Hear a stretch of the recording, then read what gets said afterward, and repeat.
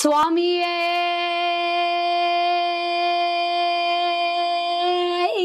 சரணம் ஐயப்பா. திருத்தல தரிசனத்துல வரிசையா கோவில்களை பாக்குறோம். இன்னைக்கு என்ன கோவில் பார்க்க போறோம்னு உங்களுக்கே புரிஞ்சிருக்கும். சபரிமலை. அங்க ஒரு பெண் ரொம்ப ஆசையோட காத்துட்டு இருக்கா. யாரு? தலையில கூர்மையான 2 கொம்புகள், கடைவாயிலிருந்து வழியக்கூடிய கடுமையான பற்கள், மலை மாதிரி மொரட்டு உருவம், ஒரு பெண்ணுக்கான எந்த லட்சணமும் இல்லாம கருங்கல் மாதிரி சொரசொரப்பா கருங்கல் நிறத்துல அடர்ந்த காட்டுக்குள்ள என்னுடைய சகோதரன் கொல்லப்பட்டு விட்டதால அவனுக்கு காரணமானவர்களை பழிவாங்கணும்னு கடும் தவம் பண்றா. பிரம்மா காட்சி கொடுத்து, பெண்ணே உன்னுடைய தவத்தை மெச்சினே, உனக்கு என்ன வரம் வேணும்னு கேட்க, பகவானே உலகத்திலையுமே நான் அடக்கி ஆழணும், சிவனுக்கும் விஷ்ணுவுக்கும் மகனாக பிறந்து 16 வருஷம் வேறு யாரிடமோ வளர்ந்த ஒருவனால் மட்டும்தான் என்ன அழிக்க முடியணும்னு சொல்லி, அது மாதிரி யாராலையும் இருக்க முடியாது, அதுக்குள்ளே நம்ம சாவடிச்சிருவோம் அப்படின்னு ஆசைப்பட்டா. சண்டை காலங்கள்ல என்னுடைய ரோமக்கணுக்கள்லேருந்து என்னை போன்ற ஆயிரக்கணக்கான மகிஷ சைன்யம் உற்பத்தி ஆகணும்னு சொல்ல பிரம்மா யோசிக்க, ஆனா ஒண்ணும் பண்ண முடியாதே, தபஸ் பண்ணதுனால தந்தேன் வரத்தேன்னு கொடுக்குறார். அரக்கர் குலத்தவளான அவதான் மகிஷி. சண்டிகா தேவியால சமாரம் பண்ணப்பட்ட அவருடைய சகோதரன் தான் மகிஷாசுரன். மகிஷியால தேவர்களுடைய கதி ரொம்ப கஷ்டப்பட்டதுனால, துர்வாசருடைய சாபம் ஒன்றினால மேலும் அவர்கள்லாம் இன்னும் கஷ்டப்பட்டு கொண்டிருக்கிறார்கள். துர்வாசரை மதிக்காததுனால எல்லா தேவர்களுக்கும் உடம்பெல்லாம் பலகீனமாய் தாத்தாவாயிடான் எல்லா தேவர்களும். விஷ்ணுவ தேவர்கள்லாம் சரணடைய பார்க்கடலை கடைந்து அமுதம் உண்டால் தளர்ச்சி போகும்னு பகவான் சொல்றார். சரி, அமுதம் காணலாம்னு பார்த்தா 2 பேரும் பார்க்கடலை கடைய வடவரையை மத்தாக்கி வாசுகியை நாணாக்கி கடல் வண்ணன் பண்டொரு நாள் கடல் வயிறு கலகினையே. அது அசுரர்கள் பறித்து கொள்ள அதை மீட்க மகாவிஷ்ணு ஒரு திட்டம் போட்டார். மோகினியினுடைய உருவெடுத்து அசுரர்களை ஒரு கலக்கி அவர்கள் மோகினி கிட்ட மதிமயங்கின போது அமுதத்தை தேவர்களுக்கு கொடுத்தா. விஷயம் அறிந்த சிவபெருமான் மோகினியினுடைய வடிவத்தை பார்க்கிறார். எப்படி இருக்காளா மோகினி? பூலோக குமாரி ஹே அமிர்த நாரி பாலே ரசஜாலே பகவதி பிரசித்த காலே பாலே ரசஜாலே பகவதி பிரசித்த காலே நீல ரத்னமய நேத்திர விசாலே நித்ய யுவதி பத நீரஜமாலே பூலோக குமாரி ஹே அமிர்த நாரி லீலா ஜ்வாலா நிர்மித வாணி நிரந்தர நிಖಿಲ லோகேஷாணி நிருபம சுந்தரி நித்ய கல்யாணி நிஜமாம் குருகே மன்மத ராணி பூலோக குமாரி ஹே அமிர்த நாரி.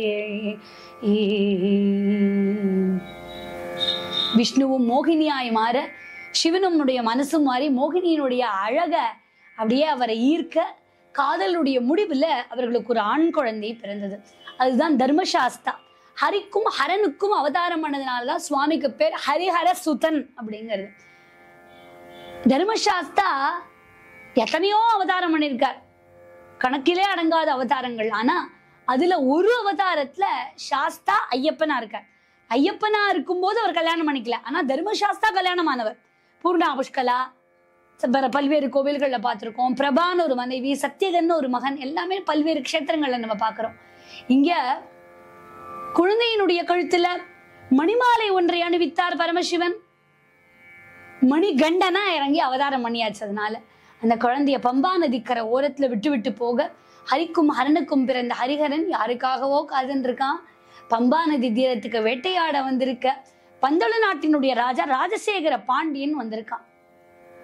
மண்ணில் பிறந்தான் மணிகண்டன் நம்மால் என்ன தொலையாத இன்னல்களை போக, மண்ணில் பிறந்தான் மணிகண்டன் பந்தள மன்னனின் பவப்பிணி அகல, பந்தள மன்னனின் பவப்பிணி அகல, பாலகனாய் பிறந்து பணி பல புரிந்திட, பாலகனாய் பிறந்து பணி பல புரிந்திட, மண்ணில் பிறந்தான் மணிகண்டன் மணிகண்டன் மணிகண்டன்.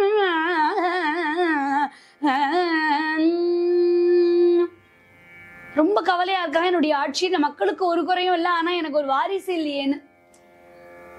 எனக்கு அப்புறம் என் நாட்டை யார்கிட்ட கொடுக்கறதுன்னா கவலையா இருக்கும் போது ஒரு குழந்தை அழற சத்தம் கேட்ட உடனே காட்டுக்குள்ள விரைந்தோடு புல்தரையில கொழுக்குழுன்னு தெய்வீக கலையோடு இருக்கக்கூடிய குழந்தைய எடுத்து முத்தமிட்டான். தாவி தூக்கி இது யார் குழந்தை, எப்படி இங்க வந்ததுன்னு ஆச்சரியமா இருந்த போது ஒரு முனிவர் அங்க சொல்றார், மன்னவா நீ குழம்பாத, உன் பிள்ளைய குறை போக்கவே நான் உனக்கு கொடுத்திருக்காரு பகவான்.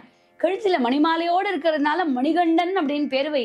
உன்னுடைய 12வது வயசுல இவன் யாருன்னு உனக்கு தெரியும்னு சொல்ல, இதற்கிடையே மகாராணிக்கும் ஒரு குழந்தை பிறந்தது.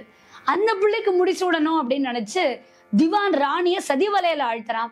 சொந்த மகன் இருக்கும்போது கிடந்த மகனுக்கு போய் முடிசூட்டலாமா அப்படின்லாம் சொன்ன உடனே ராணியும் திவானும் சேர்ந்து ஒரு திட்டம் தீட்டி ராணியோட தலையில புலிப்பால் தடவினா நோய் போகும்னு சொல்ல, அந்த குழந்தை நான் போய் உங்களுக்கு புலிப்பால் கொண்டு வரேம்மான்னு சொல்லி வில்லும் அம்பும் கையிலேந்தி பவனி வருகிறார், வில்லும் அம்பும் கையிலேந்தி பவனி வருகிறார், எம் பெருமான் துள்ளி துள்ளி எம் பெருமான் துள்ளி துள்ளி பவனி வருகிறார், பக்த பரிபாலனிதோ பவனி வருகிறார், பந்தளத்து வீரன் இதோ பவனி வருகிறார், ஆரியங்கா ஐயன் இதோ பவனி வருகிறார், குளத்து புழைபாலன் இதோ பவனி வருகிறார்.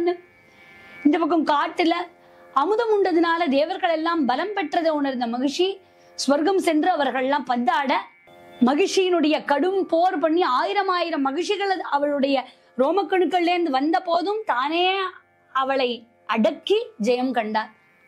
உங்கள் பாதத்துளிய மேல பட்டதுனாலும் நான் புனிதமடைந்தேன், நீங்களே என்ன கல்யாணம் பண்ணிக்கணும்னு கேட்ட உடனே அவர் சொல்றார், இல்லம்மா இந்த காலத்துல நான் யோகியாவும் பிரம்மச்சாரியாவும் இருப்பேன் அப்படின்னு சொல்ல அவளுக்கும் அனுகிரகத்தை பொழிஞ்சார். அவதான் மஞ்சம்மா. விடுதலை பெற்ற தேவேந்திரன் ஆண் புலியா மாறா, மற்ற தேவர்கள் எல்லாம் பெண் புலிகளா மாற நூற்றுக்கணக்கான பெண் புலிகள் புடைசூழ அரண்மனை நோக்கி போறார். ராஜா மணிகண்டன் காலில் விழுந்து, பகவானே என்னை சோதிக்க வேண்டாம், புலிகள்லாம் அனுப்பணும், இங்க காட்டுக்கு போன அப்புறம் இங்க நடந்த சதித்திட்டம் எனக்கு அப்புறம் தான் தெரிய வந்ததுன்னு சொல்ல, அதெல்லாம் பரவாயில்ல தம்பிக்கே முடிசூட்டலாம்னு சொல்லி அவர் வந்த நோக்கத்தை நிறைவேற்றுறார். ஒரு அம்பு எடுத்து எய்கிறார். இந்த அம்பு எங்க போய் விழுகிறதோ அங்க எனக்கு கோவில் கட்டணும்னு சொல்ல, அச்சங்கோவில், ஆரியங்காவு, குளத்துப்புழை, எரிவேலி, சபரிமலைன்னு 5 இடத்துல போய் விழ, அதுல மணிகண்டன் அனுகிரகம் பண்றாரு அப்பாக்கு. மகர சங்கராந்தி அன்னைக்கு நீங்க என்ன திருவாபரண பெட்டியோடு ஆட்கொள்ளலாம் அப்படின்னு சொல்ல, ஹாரங்கள் சூட்டிடுவோம், அலங்காரங்கள் செய்திடுவோம், கீதங்கள் பாடிடுவோம், பல பல பல பல கீதங்கள் பாடிடுவோம். இந்த பக்கம் பார்த்தா நீங்க என்ன எப்ப கல்யாணம் பண்ணிக்க போறீங்க அப்படின்னு கேட்டா மகிழ்ச்சிக்கு சொல்றார், கோவிலுக்கு என்ன பாக்குறதுக்கு எந்த வருஷம் கன்னிசாமி வராம இருக்கானோ அந்த வருஷம் கல்யாணம் பண்ணிக்கிறேன்னு சொல்ல, எந்த வருஷமாவது கன்னிசாமி வராம இருக்கிறார்களோ வருஷம் ஜாஸ்தியாயிண்டே போறது. அவளும் ஏமாந்து போறாளாம். இப்படி மாளிகைப்புறத்து அம்மனாக காட்சி கொடுக்கிறா. கன்னிமார்கள் தங்களுடைய எடுத்து வரும் அம்ப குத்தி வைக்கக்கூடிய சரங்குத்தியை பார்த்து பார்த்து பார்த்து ஐயோ இந்த வருஷமும் வந்துட்டானா அப்படின்னு பார்த்து ஏமாந்து போறா. இப்படி புனித பம்பையில நீராடி சின்ன பாதை பெரிய பாதை எல்லாத்தையும் கடந்து 18ஆம் படிக்கு போய் சரணகோஷம் ஹிருதயத்தோட நையாபிஷேகம் பண்ணிவிட்டு, இருமுடியை சுமந்து வந்தேன் இரக்கம் இல்லையா, இறைவா உன் சோதனை கோரளவும் இல்லையா, அழுதையில குளித்து வந்தேன் அறியவில்லையா, அருகே ஒரு கல்லெடுத்து வைக்கவில்லையா, கரிமலையில் ஏறி வந்தேன் கவனம் இல்லையா, கருடன் என்னை கண்டதாக சொல்லவில்லையா ஐயப்பா, கருடன் என்னை கண்டதாக சொல்லவில்லையான். சபரிமலைன்னு ஸ்மரணம் வந்தாலே அப்பேற்பட்ட புண்ணியம் நமக்கும் பிராப்தம் வரும். சபரிமலை ஐயப்பன் நம்மளையும் கூப்பிட்டுப்பார், தரிசனத்தை பண்ணி வைப்பார்.